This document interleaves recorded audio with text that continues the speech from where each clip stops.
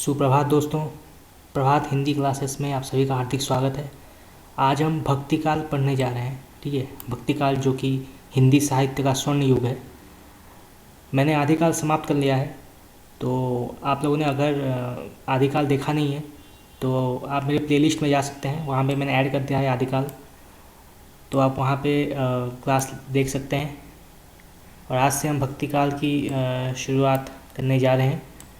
ठीक है, तो मोनियर विलियम्स के अनुसार भक्ति शब्द की व्युत्पत्ति भज धातु से हुई है। भज धातु से हुई है। तो जो भक्ति शब्द है वो भज धातु से मानी जाती है। ठीक है, किसके अनुसार? मोनियर विलियम्स के अनुसार। ठीक है, भक्ति शब्द का सर्वप्रथम उल्लेख श्वेताश्वेतर उपनिषद में मिलता है। ठीक है, तो जो भक्ति शब्द है वो सर्वप्रथम श्वेताश्वेतर उपनिषद में सर्वप्रथम मिलता है। ठीक है, भक्ति आंदोलन के उदय के संबंध में कुछ विद्वानों ने टिप्पणियाँ दी हैं। तो जॉर्ज ग्रियर्सन ने भक्ति काल के उदय को ईसाइत की देन मानी है। ठीक है, ईसाइत की देन मानी है जॉर्ज ग्रियर्सन ने भक्ति काल की उत्पत्ति को। आचार्य हजारी प्रसाद द्विवेदी ने इसे आक्रमण की प्रतिक्रिया माना है। ठीक है, हजारी प्रसाद द्विवेदी ने भारतीय चिंतन धारा का स्वाभाविक विकास माना है भक्ति धारा के उदय को। गजानन माधव मुक्तिबोध, ठीक है, इन्होंने ऐतिहासिक सामाजिक शक्तियों के रूप में जनता के दुख व कष्टों से हुआ, ऐसा कहा है मुक्तिबोध जी ने कि ऐतिहासिक सामाजिक शक्तियों के रूप में जनता के दुख व कष्टों से ही भक्ति काल का उदय हुआ। ठीक है, ऐसा मुक्तिबोध जी का मानना है। रामविलास शर्मा जी ने कहा है कि भक्ति आंदोलन एक जातीय व जनवादी आंदोलन है। ठीक है, जहाँ पे जातीय शब्द आ जाता है ना, तो वहाँ पे रामविलास शर्मा ने ही कहा है, ऐसा मान लीजिएगा। ठीक है, जातीय जनवादी आंदोलन का कारण है भक्तिकाल। ठीक है, भक्ति आंदोलन के उद्गम स्थल के संबंध में कुछ विद्वानों ने मत दिए हैं। तो भक्ति का जो सोता दक्षिण की ओर से भक्ति का जो स्रोत दक्षिण की ओर से धीरे धीरे उत्तर भारत की ओर पहले से ही आ रहा था, उसे राजनीतिक परिवर्तन के कारण शून्य पड़ते हुए जनता के हृदय क्षेत्र में फैलने के लिए पूरा स्थान मिला, ऐसा कहा था आचार्य रामचंद्र शुक्ल जी ने। ठीक है, उन्होंने माना है कि दक्षिण से ही भक्ति का स्रोत आया, मतलब वहाँ से ही दक्षिण भक्ति काल का उदय हुआ। तो वो धीरे धीरे उत्तर भारत में फैला और फिर जनता के हृदय तक भी पहुँच गया। ठीक है, भक्ति द्राविड़ उपजी लाए रमानंद प्रगट किया कबीर ने 7 दीप 9 खंड, ऐसा कहा है कबीरदास ने। ठीक है, भक्ति काल के बारे में कहा है कबीरदास जी ने कि भक्ति द्राविड़ उपजे, यानी भक्ति जो है भक्ति काल वो द्राविड़ क्षेत्र में पहले आया था। कौन लाए थे? रामानंद लाए थे। प्रगट किया कबीर ने 7 दीप 9 खंड। ठीक है, उत्पन्ना द्राविड़े सहा वृद्धि कर्नाटके गता क्वचित चिंता महाराष्ट्रे गुर्जरे जीर्णांत गता। ठीक है, ऐसा श्रीमद् भगवत पुराण में लिखा गया है। ठीक है, आचार्य रामचंद्र शुक्ल ने दक्षिण में भक्ति का उद्भव स्वीकार किया है। ठीक है, हमने पहले पढ़ा है कि आचार्य रामचंद्र शुक्ल जी ने माना है कि दक्षिण से ही भक्ति काल का उद्भव हुआ। ठीक है, भक्ति आंदोलन के संबंध में विभिन्न विद्वानों के कथन निम्नलिखित हैं। तो भक्ति काल के संबंध में जो है बहुत सारे विद्वानों ने अपने मत दिए हैं। बिजली की चमक के समान अचानक समस्त पुराने धार्मिक मतों के अंधकार के ऊपर एक नई बात दिखाई दी। कोई हिंदू ये नहीं जानता कि ये बात कहाँ से आई और कोई भी इसके प्रादुर्भाव का कारण निश्चित नहीं कर सकता, ऐसा कहा है जॉर्ज ग्रियर्सन जी ने। ठीक है, जॉर्ज ग्रियर्सन ने ये कोट दिया है, ये पैराग्राफ कहा है, तो आपको याद करना है। ये बहुत लंबा कोट है आचार्य रामचंद्र शुक्ल का, आप याद कर लीजिएगा। ठीक है,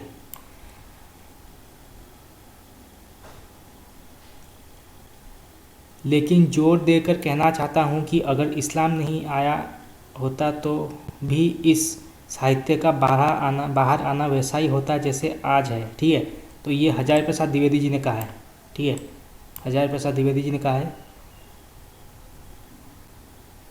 जॉर्ज ग्रियर्सन ने भक्तिकाल को हिंदी साहित्य का स्वर्ण युग कहा था, ठीक है।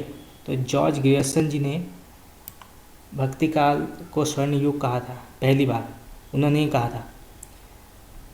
डॉक्टर रामविलास शर्मा ने भक्तिकाल को लोक जागरण काल नाम से पुकारा है। ये क्वेश्चन इंपॉर्टेंट है, ठीक है। क्वेश्चन आ जाता है कि किन्होंने लोक जागरण काल नाम दिया भक्तिकाल को, तो वो है डॉक्टर रामविलास शर्मा, ठीक है। आचार्य हजारी प्रसाद द्विवेदी ने भक्ति आंदोलन को लोक जागरण की संज्ञा दी। तो आचार्य हजारी प्रसाद द्विवेदी जी ने भक्ति आंदोलन को लोक जागरण की संज्ञा दी थी, ठीक है। निर्गुण धारा ज्ञानश्री शाखा, निर्गुण धारा की ज्ञानश्री शाखा को विद्वान ने कई नाम दिए हैं, ठीक है। बहुत सारे नाम दिए हैं निर्गुण धारा को कई विद्वानों ने। तो डॉक्टर रामचंद्र शुक्ल ने ज्ञानाश्रयी शाखा नाम दिया था निर्गुण भक्ति धारा को। हजारी प्रसाद द्विवेदी जी ने नाम दिया था निर्गुण भक्ति, ठीक है, निर्गुण भक्ति। डॉक्टर रामकुमार वर्मा जी ने संत काव्य नाम दिया था। और इसी तरह परशुराम चतुर्वेदी और गणपति चंद्र गुप्त, इन दोनों ने भी संत काव्य स्वीकारा था, ठीक है। संत काव्य धारा के प्रथम कवि और प्रस्तोता निम्नलिखित हैं। तो आचार्य रामचंद्र शुक्ल ने प्रथम कवि माना था कबीरदास को, ठीक है। संत काव्य धारा के प्रथम कवि कबीरदास को माना था आचार्य रामचंद्र शुक्ल जी ने, ठीक है। डॉक्टर हजारी प्रसाद द्विवेदी जी ने भी कबीरदास को ही स्वीकारा था संत काव्य का प्रथम कवि। उसके बाद गणपति चंद्र गुप्त, ठीक है, गणपति चंद्र गुप्त जी ने नामदेव को प्रथम कवि अपनाया था संत काव्य धारा की। डॉक्टर रामकुमार वर्मा ने नामदेव को ही अपनाया, स्वीकारा था संत काव्य धारा के प्रथम कवि के रूप में। और अंत में आते हैं रामस्वरूप चतुर्वेदी, इन्होंने भी कबीरदास को ही स्वीकारा, ठीक है, संत काव्य धारा के प्रथम कवि के रूप में। आचार्य रामचंद्र शुक्ल ने लिखा निर्गुण मार्ग के निर्दिष्ट प्रवक्ता कबीरदास ही थे, ठीक है। तो निर्गुण मार्ग के निर्दिष्ट प्रवर्तक कबीरदास थे, ऐसा किसने कहा था? डॉक्टर रामचंद्र शुक्ल जी ने कहा था, ठीक है। क्वेश्चन आ जाता है हिंदी में भक्ति साहित्य की परंपरा का प्रवर्तन नामदेव ने किया। तो भक्ति साहित्य की परंपरा का प्रवर्तन किन्होंने किया? नामदेव जी ने किया, ठीक है। हिंदी में महाराष्ट्र के संत परंपरा के आदि कवि मुकुंद राज को माना जाता है, ठीक है। कवि मुकुंद राज जी को महाराष्ट्र के संत परंपरा के आदि कवि के रूप में माना जाता है, ठीक है। इन्होंने सन 1190 ईस्वी में मराठी का पहला काव्य ग्रंथ विवेक सिंधु लिखा, ठीक है। तो विवेक सिंधु के लेखक कौन है? कवि मुकुंद राज। इन्होंने लिखा इसे 1190 ईस्वी में, ठीक है। मराठी का पहला ग्रंथ है, मराठी का पहला काव्य ग्रंथ है विवेक सिंधु, ठीक है, ये याद रखिए। महाराष्ट्र में महानुभाव और वारकरी नामक दो संप्रदाय प्रचलित हैं, ठीक है। तो महाराष्ट्र में महानुभाव और वारकरी नाम के दो संप्रदाय बहुत ही ज़्यादा प्रचलित हैं। महानुभाव संप्रदाय के प्रवर्तक चक्रधर और वारकरी संप्रदाय के मूल प्रवर्तक संत पुंडलिक माने जाते हैं, ठीक है। तो जो महानुभाव संप्रदाय के प्रवर्तक हैं वो चक्रधर हैं, ठीक है, और वारकरी संप्रदाय के प्रवर्तक जो हैं वो हैं संत पुंडलिक, ठीक है, संत पुंडलिक। किंतु ऐतिहासिक दृष्टि से वारकरी संप्रदाय के प्रथम उन्नायक संत ज्ञानेश्वर हैं, ठीक है। ऐतिहासिक दृष्टि से अगर देखा जाए तो वारकरी संप्रदाय के जो प्रथम उन्नायक हैं वो संत ज्ञानेश्वरी हैं, ठीक है, ये भी इम्पोर्टेंट है।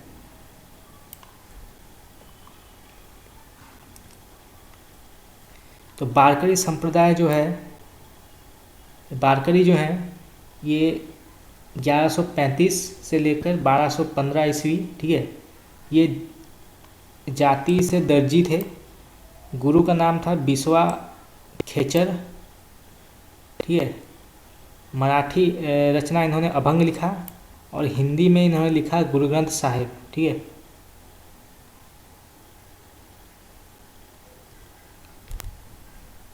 इनका जन्म हुआ था 1135, ये इम्पोर्टेंट है। ठीक है, और मृत्यु हुई 1215 में। ठीक है, नामदेव की हिंदी रचनाओं की भाषा कुछ इस प्रकार है।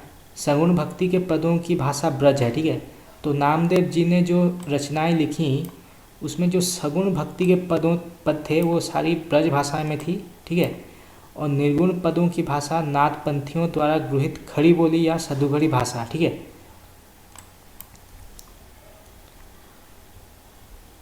ये सारे प्रमुख संत कवियों के बारे में दिया गया है डिस्क्रिप्शन कि रैदास जो थे उनका जन्मस्थल था काशी, कबीरदास भी काशी, जम्भनाथ नागौर से थे, हरिदास निरंजनी थे ढींडवाना में, उनके गुरु का नाम था रामानंद। ये तो इजी है, रैदास के गुरु का नाम रामानंद था, कबीरदास गुरु का नाम भी रामानंद था, जम्भनाथ के गुरु का नाम बाबा गोरखनाथ था, हरिदास निरंजनी के गुरु का नाम प्रागदास था। ठीक है, प्रागदास।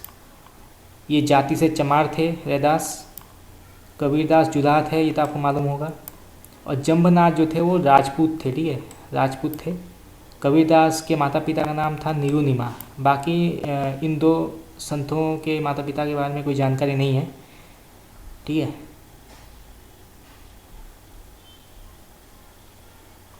इसी प्रकार और भी बहुत सारे संत कवियों के बारे में दिया गया है, ये सब हम MCQ में कर देंगे। ठीक है, डॉक्टर बच्चन सिंह ने लिखा है हिंदी भक्ति काव्य का प्रथम क्रांतिकारी पुरस्कर्ता कबीर है। ठीक है, तो हिंदी भक्ति काव्य के प्रथम क्रांतिकारी पुरस्कर्ता जो हैं वो कबीर माने जाते हैं डॉक्टर बच्चन सिंह जी के अनुसार। ठीक है, मुसलमानों के अनुसार कबीर के गुरु का नाम सूफी फ़कीर शेख तकी था। ठीक है, ये सिकंदर लोदी के पीर गुरु थे। तो मुसलमानों के अनुसार जो है कबीर के गुरु का नाम सूफी फ़कीर शेख तकी है। ठीक है, सूफी फ़कीर शेख तकी जो कि सिकंदर लोदी, ठीक है, सिकंदर लोदी जो शहंशाह थे उनके पीर गुरु थे। ठीक है, पीर गुरु थे।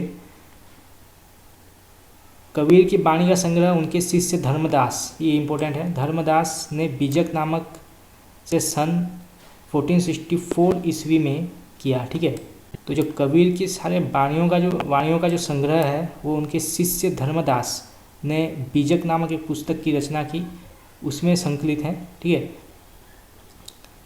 तो बीजक के 3 भाग किए गए हैं। ठीक है, जो बीजक है उसके 3 भाग किए गए हैं, एक है रमैनी, सबद और साखी। ठीक है, कबीर की रचनाओं में प्रयुक्त छंदों एवं भाषा कुछ इस प्रकार हैं। तो जो रमैनी है उसका अर्थ है रामायण। ठीक है, रामायण इसका अर्थ है। इसमें जो छंद हैं वो है चौपाई और दोहा, दोनों छंदों का मिलन है। और इसमें जो भाषा है वो है ब्रज और पूर्वी बोली। ठीक है, ब्रज भाषा और पूर्वी बोली है रमैनी में। उसके बाद आता है सबद। सबद जो है इसका जो अर्थ है वो है शब्द। ठीक है, शब्द। इसमें जो छंद प्रयोग किया गया है वो है गेय पद। ठीक है, गेय पद। इसमें भी ब्रज भाषा और पूर्वी बोली है। ठीक है, शब्द में। फिर आता है साखी। ठीक है, साखी इसका अर्थ है साक्षी। ठीक है, इसमें जो छंद प्रयोग किया गया है वो है दोहा। ठीक है, दोहा छंद प्रयोग किया गया है।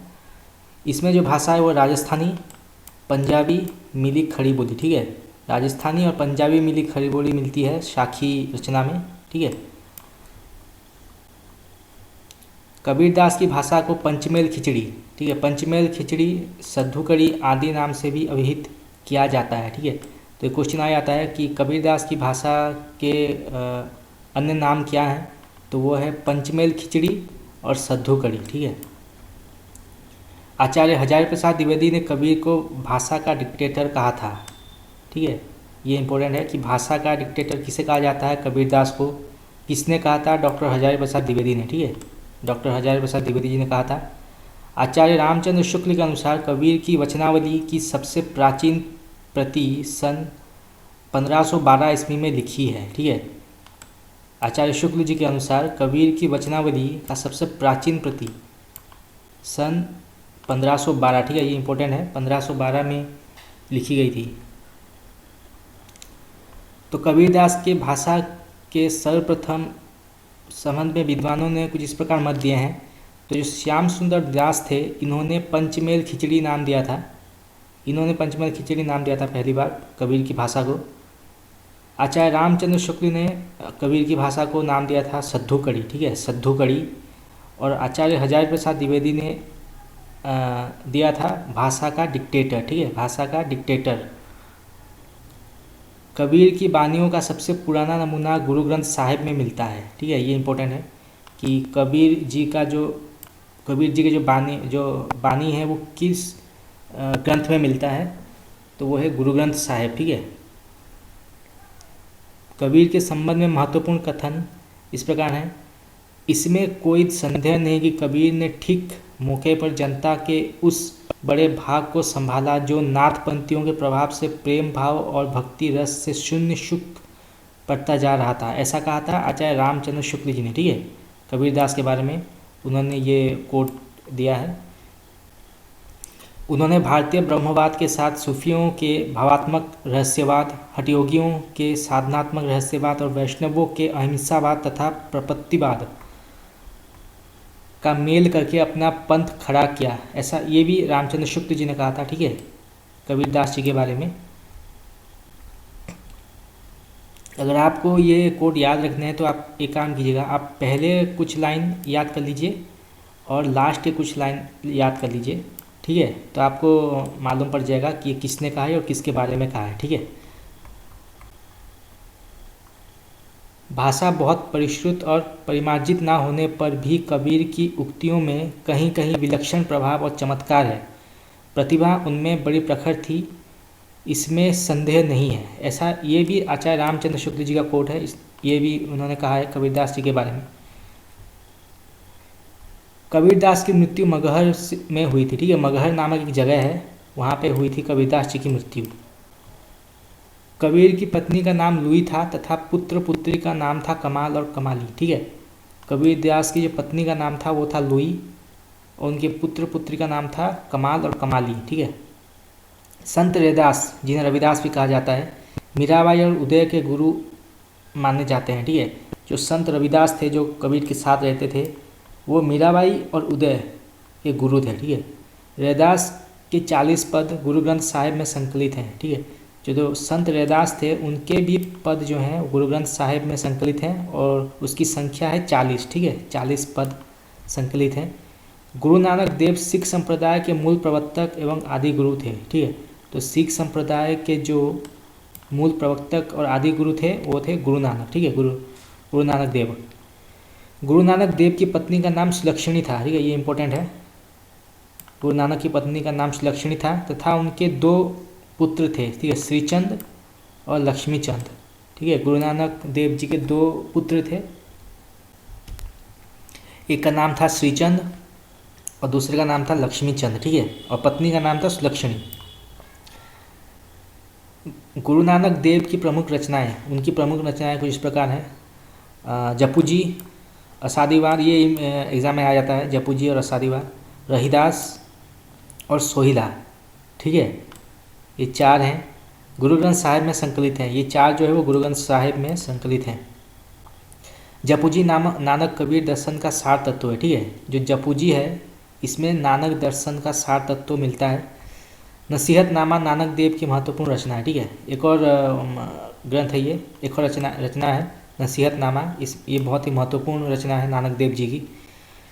प्रमुख संत कवियों से संबंधित प्रसिद्ध स्थल इस प्रकार हैं। तो जो समरा स्थल है, एक समराथल नामक जगह है, प्रसिद्ध स्थल है, ये कवि जम्भनाथ जी से संबंधित है, ठीक है, कवि जम्भनाथ जी से संबंधित है समराथल। इसके बाद आता है अलख दरीबा, ठीक है, अलख दरीबा, ये दादू दयाल जी से संबंधित है। इसके बाद आता है बाबा लाल का शैल, जो बड़ौदा में है, ठीक है, बड़ौदा में है, ये बाबा लाल जी से संबंधित है। इसके बाद है मगहर, आपको पता होगा मगहर, ये कबीरदास जी से संबंधित है। फिर आता है सांगानेर, ये सुंदरदास जी से संबंधित है ये जगह। भराने जो राजस्थान में है, ये दादू दयाल से संबंधित है ये जगह। और द्वारका, ठीक है, द्वारका जो है ये मीराबाई जी से संबंधित है ये जगह। उनका मृत्यु स्थल है, ठीक है। ये जितने भी हैं सारे मृत्यु स्थल हैं, ठीक है। अलग दरिबा जो ये सत्संग स्थल है, ठीक है। अलग दरिबा ये सत्संग स्थल है दादू दयाल जी का। ये सारे अभी नाथ कवियों के प्रमुख उनके शिष्य के बारे में जानकारी दी गई है। नाथ कवियों के उनका केंद्र कहाँ था, नाथ कवियों जो जहाँ पे वो सत्संग करते थे, जहाँ पे वो प्रवचन देते थे, वो एक महत्वपूर्ण स्थान है, ठीक है। तो कबीर पंथ का जो प्रवर्तक थे वो थे कबीरदास, ठीक है। कबीरदास इसके प्रवर्तक थे। सिख संप्रदाय के प्रवर्तक थे गुरु नानक, ठीक है, गुरु नानक थे। उदासी संप्रदाय के प्रवर्तक थे श्रीचंद, ठीक है, श्रीचंद। विष्णुई संप्रदाय के प्रवर्तक थे जम्भनाथ। निरंजनी संप्रदाय के प्रवर्तक थे हरिदास निरंजनी, ठीक है। ये आपको पता चल जाएगा क्योंकि नाम में निरंजनी है, तो निरंजनी संप्रदाय पता चल जाता है। लाल पंथ के प्रवर्तक हैं लालदास, ठीक है, लालदास जी। दादू पंथ के संप्रदाय के प्रवर्तक हैं दादू दयाल, ठीक है, दादू दयाल। बाबा लाली संप्रदाय के प्रवर्तक हैं बाबा लाल, ठीक है। बाबरी संप्रदाय के प्रवर्तक हैं बाबरी साहिबा, ठीक है, बाबरी साहिबा। सत्यनामी संप्रदाय के प्रवर्तक हैं जगजीवन दास, ठीक है। ये थोड़ा याद करना है आपको, सत्यनामी संप्रदाय के प्रवर्तक जगजीवन दास। साधो संप्रदाय के प्रवर्तक हैं वीर भानु, ठीक है, ये भी याद करना है आपको। साधो संप्रदाय का प्रवर्तक किसने किया था, वीर भानु जी ने किया था, ठीक है। इसका जो केंद्र है कबीरदास जी ने जो प्रवर्तन का जो केंद्र है वो है काशी, ठीक है, काशी इसका केंद्र स्थल है इस संप्रदाय का। सिख संप्रदाय का जो केंद्र स्थल है वो है पंजाब, ठीक है, पंजाब। उदासी संप्रदाय के बारे में दिया नहीं गया है। विष्णुई संप्रदाय का जो केंद्र स्थल है वो है बीकानेर, ठीक है, बीकानेर। निरंजनी संप्रदाय का केंद्र स्थल है डीनवाड़ा, ठीक है, डीनवाड़ा। लाल पंथ का है अलवर। दादू पंथ संप्रदाय का केंद्र स्थल है राजस्थान, ठीक है, राजस्थान। बाबा लाली का माना जाता है गुरदासपुर, ठीक है। सत्यनामी का माना जाता है नरलोन, ठीक है, नरलोन। और साधो का माना जाता है फर्रुखाबाद, ठीक है, फर्रुखाबाद। तो कबीरदास के जो प्रमुख शिष्य थे वो है धर्मदास, ठीक है, धर्मदास जी। इसके अलावा विष्णुई जम्भनाथ जी के प्रमुख शिष्य थे हवाली पाबजी, ठीक है, लोहा पागल, दत्तनाथ और मालदेव, ठीक है, मालदेव। हरिदास निरंजनी के शिष्य थे नारायण दास, रूपदास, ठीक है, दोनों थे। इसके बाद दादू दयाल जी के शिष्य थे रज्जब, ठीक है, सुंदरदास, प्रागदास और जनगोपाल, ठीक है। इसके अलावा जगजीवन दास जी के शिष्य प्रमुख शिष्य थे गोविंद साहब और भीखा साहब, ठीक है, भीखा साहब। दादू दयाल के संप्रदाय को ब्रह्म संप्रदाय या परम ब्रह्म संप्रदाय नाम से भी जाना जाता है, ठीक है। जो दादू दयाल जी का जो संप्रदाय था इसके दो नाम हैं, पहला है ब्रह्म संप्रदाय और दूसरा है परम ब्रह्म संप्रदाय, यानी हम किसी भी नाम से इसे संबोधित कर सकते हैं, ठीक है। दादू दयाल के संप्रदाय को निरंजनी संप्रदाय उड़ीसा से प्रचलित है, ठीक है। तो जो निरंजनी संप्रदाय है ये उड़ीसा राज्य से प्रचलित है। दादू पंथ के उत्तराधिकारी दादू के पुत्र गरीबदास तथा मिस्किन दास थे, ठीक है। तो दादू पंथ के जो उत्तराधिकारी थे वो दादू के दो पुत्र थे, एक का नाम था गरीबदास, इम्पोर्टेंट है, और दूसरे थे मिस्किन दास, ठीक है, मिस्किन दास। दादू के दो पुत्र थे, वही उत्तराधिकारी बने दादू पंथ के। कबीरदास के उत्तराधिकारी कमाल व धर्मदास थे, ठीक है। तो जो कबीरदास के उत्तराधिकारी थे वो थे कमाल, उनके बेटे, और दूसरे उनके शिष्य धर्मदास, ठीक है। प्रमुख संत कवियों द्वारा रचित ग्रंथ एवं भाषाएं इस प्रकार हैं, ठीक है। तो ये सारे पुस्तकों के नाम हैं जो महत्वपूर्ण संतों ने लिखी है, ठीक है। तो ये हम एमसीक्यू में करा देंगे आपको। दादू दयाल की वाणियों का सर्वप्रथम संपादन उनके दो शिष्य संत दास और जगन्दास ने हृदयवाणी शीर्षक से किया था। पुनः रज्जब ने अंगवधु शीर्षक से इसका संपादन किया। ठीक है, तो जो दादू दयाल के वाणी थे उसका सर्वप्रथम संपादन उनके दो शिष्य थे, संतदास और जगन्दास। ठीक है, इन दोनों ने किया था हृदयवाणी। ठीक है, हृदयवाणी शीर्षक से किया था, पर पुनः बाद में फिर रज्जब ने, ठीक है, रज्जब उनके एक और शिष्य ने अंगवधु शीर्षक से इसका संपादन किया। ठीक है, तो इसके दो संपादन किया गया था इस ग्रंथ का, ये इस दादू दयाल की वाणियों का। पहला है हृदयवाणी, ठीक है, फिर है अंगवधु। ये दो नाम इम्पोर्टेंट नाम है, हृदयवाणी और फिर अंगवधु। ठीक है, बाबालाल कृत असारे मार्फत ने उनका और दारा शिकोह का वार्तालाप संग्रहित है। तो बाबालाल ने जो असरारे मार्फत की रचना की थी उसमें उनका और दारा शिकोह, ये इम्पोर्टेंट नाम है, दारा शिकोह का वार्तालाप, उन दोनों के बीच जो बातचीत के बारे में संग्रहित है। ठीक है, बाबालाल के विचारों का संग्रह नादीरुद्रिकात पुस्तक में है। ठीक है, इम्पोर्टेंट पुस्तक है बाबालाल जी का।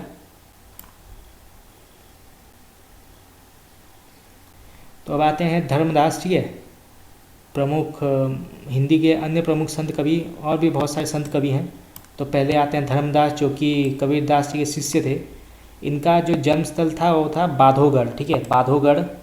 इनके गुरु का नाम कबीरदास है, आप सबको मालूम होगा। ये जाति से बनिया थे। ठीक है, बनिया थे ये जाति से। फिर आते हैं धन्ना। धन्ना जो थे, इनका जन्म हुआ था 1415 में। ठीक है, 1415 में। इनका जन्मस्थल धुवान है। ठीक है, धुवान। ये रामानंद के शिष्य थे। ठीक है, रामानंद के शिष्य थे, ये जाति से जाट थे। फिर आते हैं पीपा, एक और रामानंद जी के शिष्य।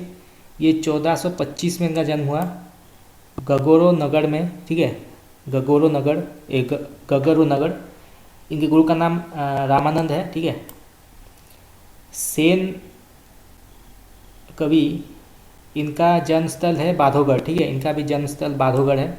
इनके गुरु का नाम भी रामानंद। ये जाति से नाई थे। ठीक है, ये नाई का काम करते थे। फिर शेख फरीद, इनका जन्मस्थल है कोठीवाल। ये मुसलमान धर्म के थे। ठीक है, ये मुसलमान थे। शेख फरीद, इनका जन्मस्थल था कोठीवाल। ठीक है, बीरभान, ये 1543 इनमें इनका जन्म हुआ।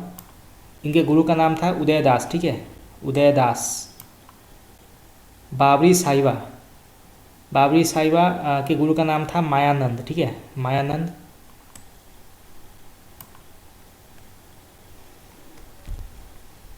इस प्रकार और भी महत्वपूर्ण संत कवि हैं, जैसे रज्जब, सदना, निपट निरंजन, अक्षर अनय, भीषण। ठीक है, इन सबको आपको ज़्यादातर मेनली संत कवियों के नाम याद करने हैं। ठीक है, ये इम्पोर्टेंट है। और जन्म मृत्यु, ये भी आपको याद कर लेने हैं। बाकी और इतना कुछ ज़रूरी नहीं है। संत कवियों ने बाबरी साहिबा महिला संत साधिका थी। ठीक है, संत कवियों में बाबरी साहिबा जो है वो महिला संत साधिका थी, एक महिला संत थी वो। ठीक है, अक्षर अनय प्रसिद्ध छत्रसाल के गुरु थे। ठीक है, तो जो अक्षर अनय थे ये छत्रसाल जी के गुरु थे। छत्रसाल, ठीक है, एग्जाम में आ जाता है कि छत्रसाल के गुरु कौन थे, तो वो थे अक्षर अनय। ठीक है, संत रज्जब का पूरा नाम है रज्जब अली खां। ठीक है, तो जो संत रज्जब का पूरा नाम है वो है रज्जब अली खां। ठीक है, संत शेख फरीद का दूसरा नाम शाहब्रह्म या इब्राहिम शाह या शंकरगंज था। ठीक है, तो ये संत शेख फरीद थे, इनके 3 नाम हैं, जैसे शाहब्रह्म, इब्राहिम शाह या शंकरगंज था। ठीक है, शंकरगंज।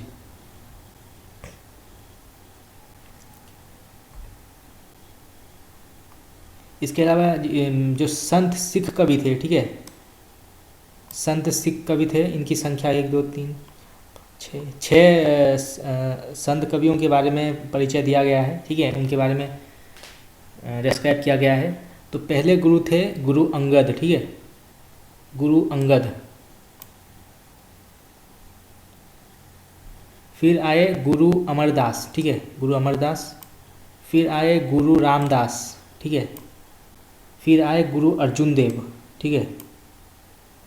फिर आए गुरु तेग बहादुर सिंह, ठीक है, गुरु तेग बहादुर सिंह। उसके बाद आए गुरु गोविंद सिंह, ठीक है, अंत में गुरु गोविंद सिंह। इनके ये सारे ग्रंथ हैं, ठीक है, ये ग्रंथ ये सब आपको याद कर लेने हैं, ये ग्रंथ हैं सारे। ये उनका जन्म सबके बारे में दिया गया है विस्तार से। संत कवियों की महत्वपूर्ण काव्य पंक्तियाँ, ठीक है, ये सारे जो हैं ये सारे पंक्तियाँ हैं, ये कबीरदास जी की सारी पंक्तियाँ हैं, ठीक है, कबीरदास जी की सारी पंक्तियाँ, ये सब हम MCQ में करा देंगे, ठीक है। जैसे जाति ना पूछो साधु की, ठीक है, जाति ना पूछो साधु की, पूछी लीजिए ज्ञान, ये किसने कहा, किस कवि की पंक्तियाँ हैं, तो वो हैं कबीरदास, ठीक है, कबीरदास जी की पंक्तियाँ हैं। तो ये सारा हम MCQ में करा देंगे, ठीक है।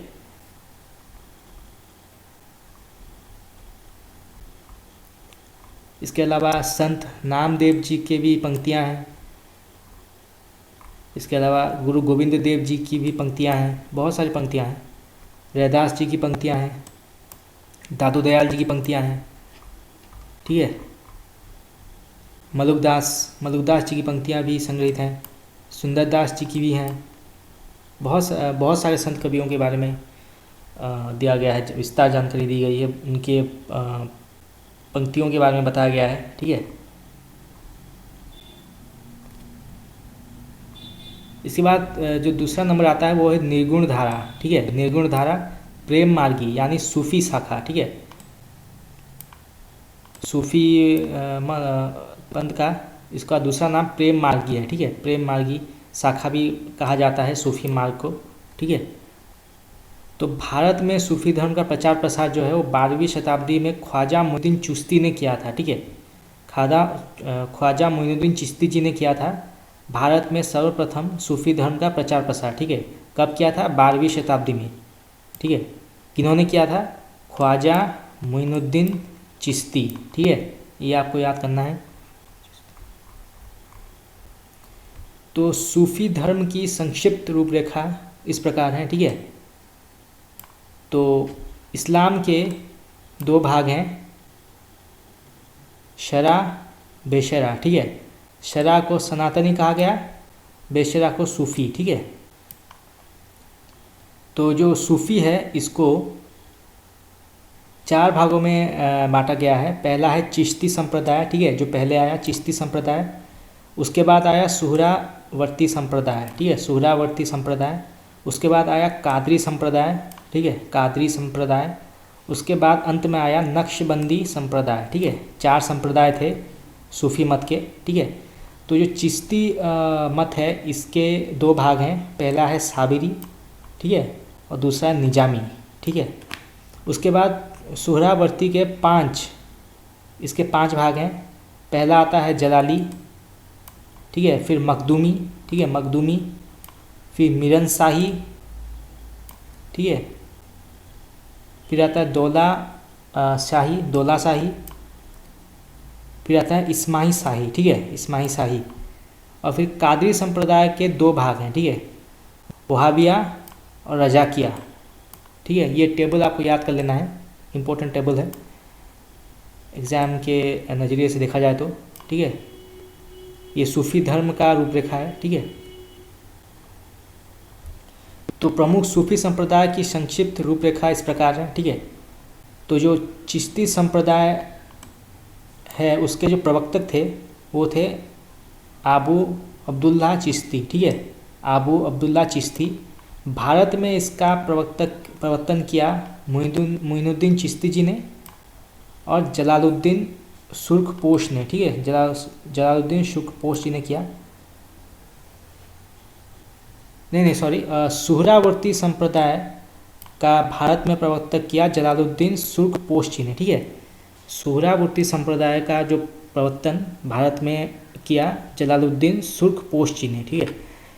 तो चिश्ती संप्रदाय का समय है 12वीं शताब्दी के उत्तरार्ध, ठीक है। 12वीं शताब्दी के उत्तरार्ध माना जाता है चिश्ती संप्रदाय का समय। और सोहरावर्ती संप्रदाय का समय सीमा 13वीं शताब्दी का पूर्वार्ध माना जाता है, ठीक है, 13वीं शताब्दी। इसके बाद आता है कादरी संप्रदाय, ठीक है। कादरी संप्रदाय इसके जो आदि प्रवर्तक थे वो थे अब्दुल कादिर जिलानी, ठीक है, अब्दुल कादिर जिलानी। इसके भारत के प्रवर्तक थे बंदगी मोहम्मद गौस, ठीक है, बंदगी मोहम्मद गौस। इनका समय काल था 15वीं शताब्दी के उत्तरार्ध, ठीक है। इस संप्रदाय का समय था 15वीं शताब्दी के उत्तरार्ध। फिर आता है नक्शबंदी संप्रदाय, ठीक है। नक्शबंदी संप्रदाय इसके आदि प्रवर्तक थे वहा अलादीन नक्शबंद, ठीक है, वहा अलादीन नक्शबंद थे इसके आदि प्रवर्तक, वहा अलादीन नक्शबंद, ठीक है।